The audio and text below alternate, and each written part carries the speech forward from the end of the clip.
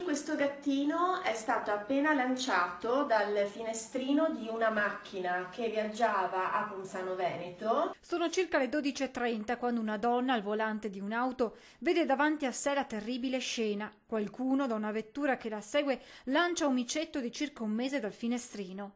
L'automobilista non ci pensa due volte, ferma la macchina, scende e raccoglie il gattino che poi affida ai volontari dell'ENPA. Il gattino ha preso una brutta botta in testa, adesso verrà portato dal nostro veterinario. Fortunatamente il gattino, dopo essere stato visitato, ha iniziato a riprendersi. Sembra non aver riportato un trauma cranico come si temeva inizialmente.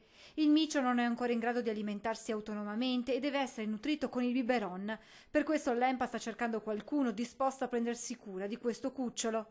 I volontari sperano che il responsabile sia individuato. Volevo avvisare questa persona che ha lanciato il gattino dal finestrino dell'auto che ci informeremo subito per vedere che se ci sono delle telecamere nella zona per verificare il numero di targa.